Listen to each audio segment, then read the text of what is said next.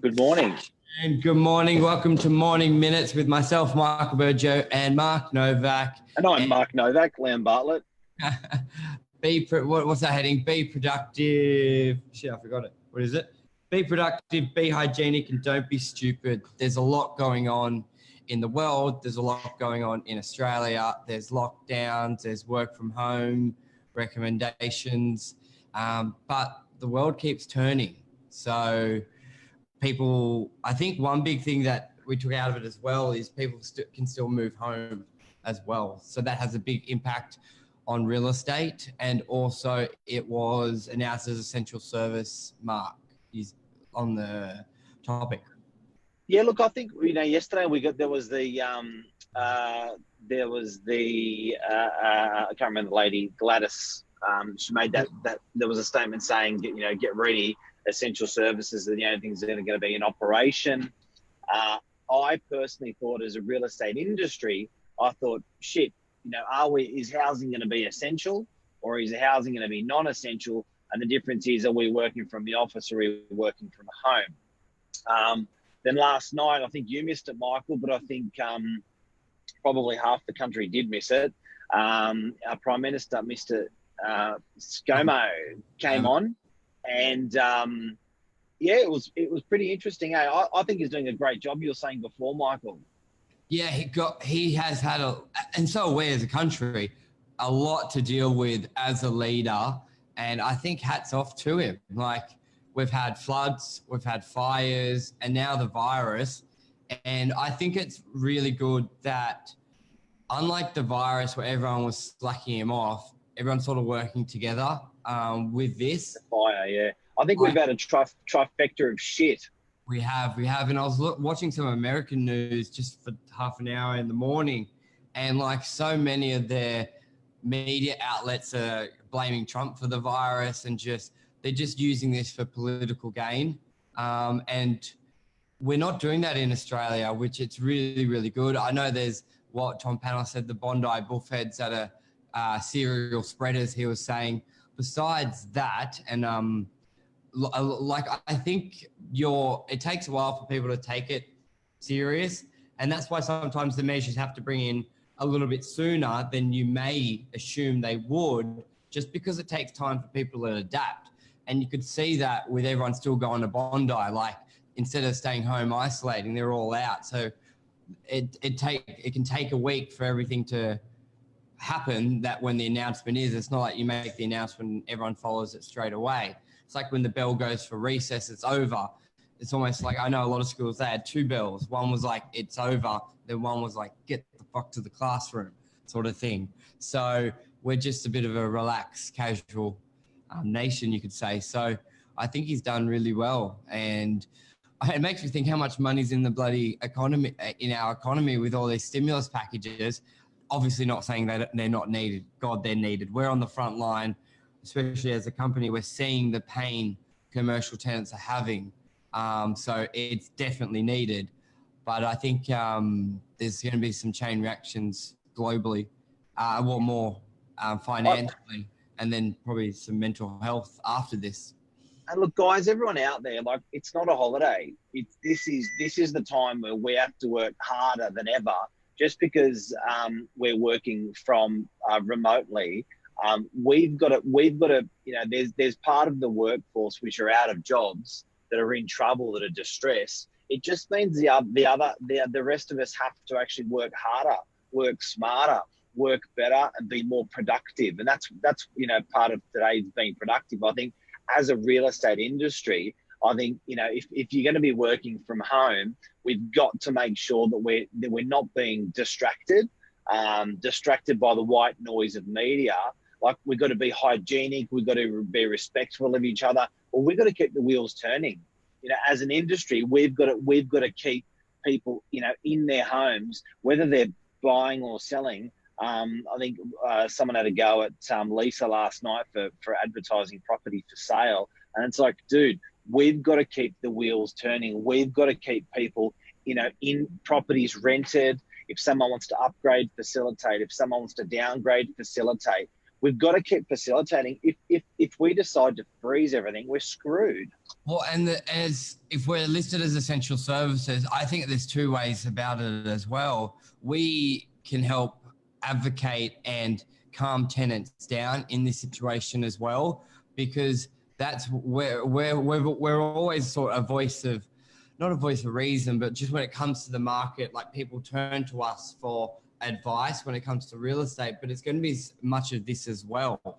So, and people, there's a lot of people who have sold in the last, think about this, you sold your home in January and you have to move out in, say, April, your settlement. Like I got a buddy who he's very fortunate that he bought prior to selling and then he sold. But if he hadn't had, like there's people on the market who have bought, they need to sell, they need to have homes because settlements are still going to take place.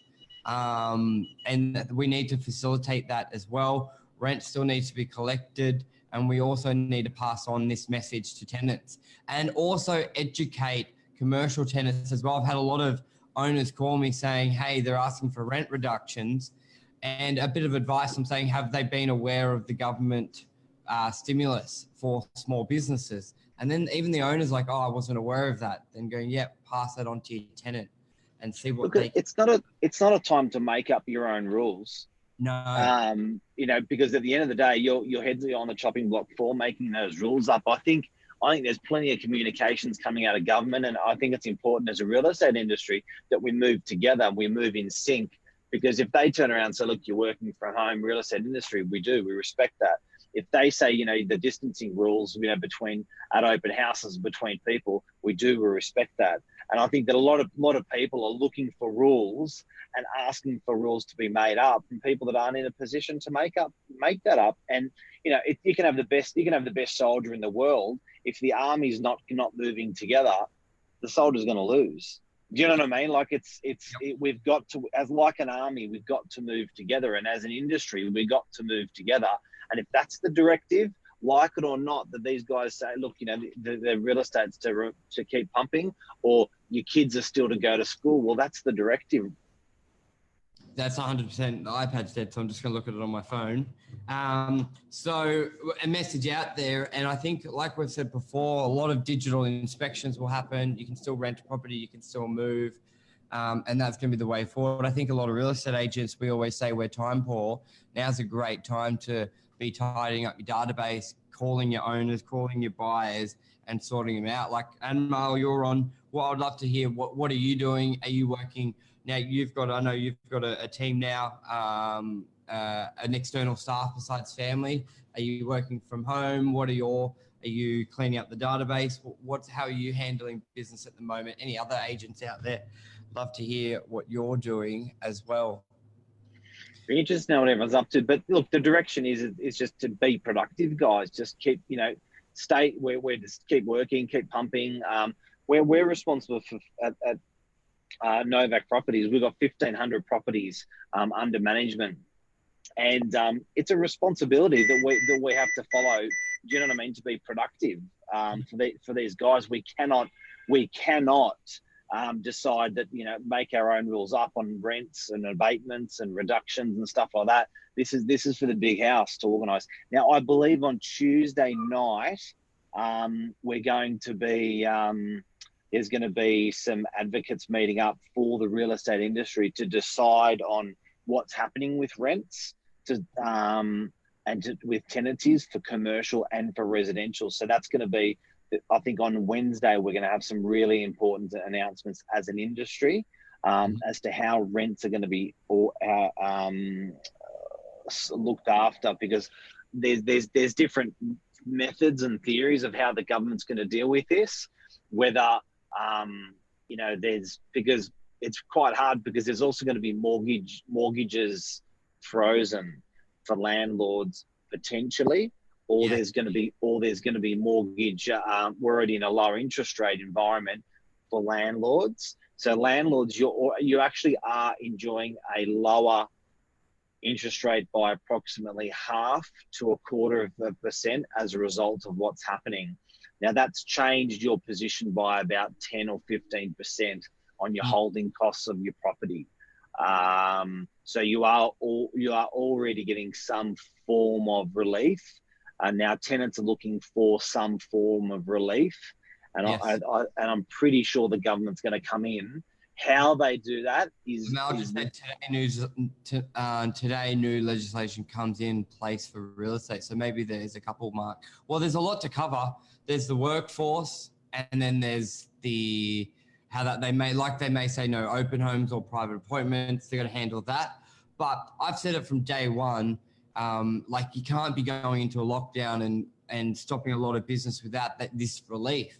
Like owners, as much as we know, like for commercial tenants, let's say you got hospitality, no one's disputing that their business revenue is down 80%, if not more. But we as an agent, some industries, I think, tourism, travel, that or even more. But I think but you know what, Michael, if you're an industry doing well in these times, I don't think you're going to be gloating. That's true. And there are a lot of industries doing well. Like I know IT, there's a lot of companies out there setting people up working from home. They're booming. They're too busy. So I know there was someone senior within Optus, and the bandwidth is just going absolutely bananas. The amount of consumption is going absolutely bananas. We saw it last night on an industry coach, an industry head, Tom Panos, where he normally has 300 live views on a Sunday night. The max I've ever seen it in the last year, when my cousin Vlad came on, I think he hit 450, 500. Now, last night, the consumption of his media was 11 to 1,200 views. It almost tripled the standard views that he gets. So I think, that's like it or not, that's a win for a business coach or a trainer. And that's a win for an internet people. That's a win for people who want to consume that information. World's changed. Yeah, and I said using the time to close deals, bring new deals as off market, and promoting them via email, over the phone, sending out video talk walkthroughs. They don't want to attend opens. 100%. Yeah, Tom had 1,200. Luke Mooney. Sorry, tongue-tied. Mooney. 1,200 as well. So big. Where's that? Oh, we're up to 2,000. Yeah, we've got record viewings today. That's incredible. Wow. But I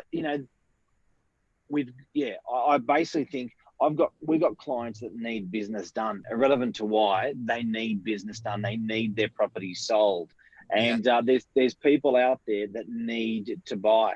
So I don't think it's, guys. A message out there to people: it's not selfish. If you are doing business in these times and good business, there's obviously a necessity for what you're providing. Pump it out more than ever. Don't feel bad. You know what I mean? You can only sell a property if someone wants to buy. So it takes two to tango, and we're always just being the facilitator. The Prime Minister's announced it's essential. So, and then so what happened to Lisa? Someone slagged her off for promoting a property. Yeah, someone's just saying, it's not the right thing to be in these times to be doing this or doing that. The world, the thing that we want most is the blood to keep circulating. There's no use we stop the virus and then we stop the blood circulating from the body. That's the stupid, what? So yeah, we're all small businesses. Things need to keep turning. The economy still needs to be stimulated. Why do you think interest rates are low? To encourage people buying property? And if we all shut down, that can't happen. There is a huge chain reaction when property is sold or transacted, where you got lawyers, conveyancers, valuers, deliverymen, real estate agents. There's a lot of stimulus into the economy when it happens. So we've got to stay productive, guys. We've got to stay productive. All industries that are out there, the reason why you've got a business is because is because there's a necessity for what you provide. Now you've got to provide that hygienically more than ever, respectfully, with Corona more than ever. But you do have to provide those services for the world to go around. The only reason you took a pay every month in the last couple of years is because you were providing what people need. The odds are that's still needed in these times. Now, I get it if you're a pilot, that's not the case. I get it if there's some very select industries, that's not the case. But most industries, it's the case. You shouldn't be ashamed. You should proudly just keep staying productive and doing more than ever. You should be happy that you still have a job. There's a lot of people out there. I know my buddy's wife, Qantas, forced leave 3 months, and we don't know where that would be going. Even my mum, that was their job, because they do all corporate events. It's basically forced leave and 30% pay reduction. This stuff is happening. So if you are fortunate enough to still have a job, then work. Hard, because you're going to make up for the lost productivity in the other sectors of the market. And you know what? Don't feel bad about employing. I think even if you're in an industry that's actually busier than ever, you probably feel reluctant to actually put an employment job in, because it should be a time where you're being conservative and cutting costs. Not necessarily. You've got to stay productive. You've got to offer jobs. If you're doing more business than you've ever done, you should be offering more jobs than you've ever offered. Yeah, and we need big time. What else do you want to talk about, Mark? Anything else on this? Just a quick touch on rents, and a quick touch on prices. I think a lot of people are expecting the arse to fall out of the world, which then means the arse should be falling out of real estate. So far, not the case. It's true. And I tell you, guys, I don't think it's going to happen in real estate, because there's a lot of people, if they don't need to sell, they won't sell. So unlike the share price, where you'll just see people sell at a 30% loss, that's okay if it's $1,000, and well, it's never okay. But if you got $1,000 in it and you're selling at 700, 30% loss. If you got $1 million home, I doubt you're going to be selling it for 700,000 just because of this. You hold off. So I think people are quite protected by that as well. Don't you reckon, Mark? It's not like share. It's literal money. I haven't seen one property sell for cheap as a result of Corona. Yeah. So we've been operating for a couple of months in this environment now, particularly a last week or two in this environment. I haven't seen a property discounted due to the virus. So if anyone's thinking that they're in trouble, so far so good, guys. So far so good. And the fact is, you're only lost if you've sold at that. So don't panic. There's still buyers out there. There's marketplace. And unlike all pandemics or wars or anything, it bounces back stronger. So I think now's the time to buy, definitely, because if the people looking to buy are not going to not buy, and they're all going to come back in the market once this is passed, and the competition is going to be huge then. So Lisa hit the nail on the head with her post. I think it was last night. Her view on it, the market will plateau, I believe. Correct. I think volume transactions will be down. I believe prices will probably be very similar to where they were. But as soon as this is passed, it could be 1 month, it could be 6 months, it could be 9 months. Then it's going to be a flurry onto the market, and I think prices will skyrocket. Look, if you're going to buy something, anything, and okay, say I'm consuming a product and I'm walking into a shop to consume that product. Do I want to have 100 people buying the product I'm going into the shop to buy, or do I want to have one? Yes. Or am I only going to go into the shop if there's 100 people going into the shop? Yeah. Sheep mentality. Like sheep mentality. Like the toilet paper. So at the end of the day, if you need to consume property over the next 1, 3, 5, 10 years, if you need to consume property now, you just do it. You do it when there's less competition. Or do you wait until everyone comes back into the market for you to consume property? No. Yeah. If you can do it now, you do it now. Not for the reason of just yourself, but for the reason of keeping those wheels turning and staying productive in a marketplace. Would it have been better to buy toilet paper in January or toilet paper last week? That's the perfect example of property. Yeah. And do you think the toilet paper company could have charged more for toilet paper in January or last week? last week is the time it would have charged more. Same goes for property. Thanks, Amel. Amel loved the example of toilet paper. So I thought I'd expand on that a little bit more. So it's what does toilet paper have in common with property? Yeah, supply and demand. Now rents, I think it will be, rent's still due, mortgages are still due. But I do get like where that relief needs to come in, or see where the government comes in, because it will help quarantine people if they know they've got that security. Well, I think they doubled the dole, didn't they, Mark? Like if you lost your job, you can now get the dole. It's $1,100 a fortnight. I think Tom Panel said something like that. So you're not going to starve people. It's good incentives coming through, and something that we also saw.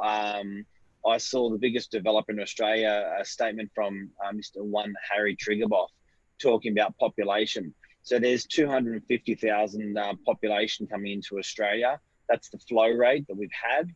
That's the flow rate that we're probably going to have once this is over. And the amount of approvals, that's migration. The amount of approvals of property sits at about 120,000 if they build them. That's the approvals. So I think we're actually walking into a heavy low stock market. That's trouble for renters, because it means they've got to potentially pay more for rent, and it's a trouble for property prices, because potentially it makes it less accessible for people to buy stuff because prices go through the roof. So I think supply and demand is important to watch, guys. Where was that, Mark? Where did we posted it in social? I want to find that and I'll attach it as the image. Where did we post that Meriton thing? I think I found. Oh no, that's Gladys. Yeah, it's in our WhatsApp group, social WhatsApp group. Oh, there it is. Meriton News. What if you're an overseas purchaser? Is it that one? There has been never a better time to purchase the Meriton apartment.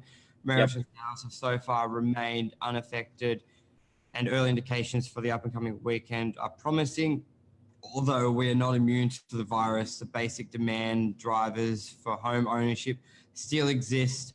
Dwelling commencement across the country remain at a 10-year low, which means the gap between supply and demand is widening.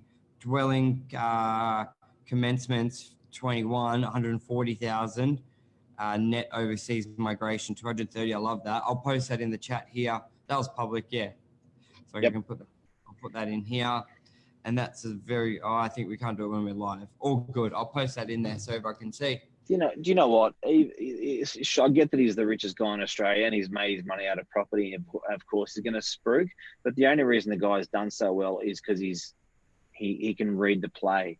So if he can read the market and actively give his interpretation of it, you got my attention. You've got my attention. Well, he called 2 months prior to the market picking up, saying we're at the bottom, and he made that publicly in that letter. Oh, look, I track him weekly, everything that comes out of his mouth, because I get the updates internally, and I then rack that up and look back 6 months, 12 months, 18 months.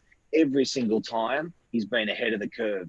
He's been more ahead of the curve than the government when it comes to property, with his statements, than the Reserve Bank, than everyone. This is a guy that's fundamentally made his property from getting the market, understanding the market, and giving people what they want. And that's how he's made his money.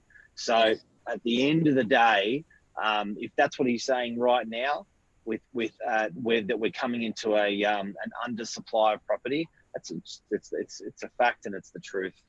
Yeah, 100%. And you know what, to agents out there who may not be able to get listings, they've got great stock to sell. You can apply to be a representative and sell their stock. They've got hundreds of units to sell all across New South Wales. And I think Victoria, they've got a project. I don't think New South Wales at the moment. So there's great opportunities to be selling those apartments. That's it.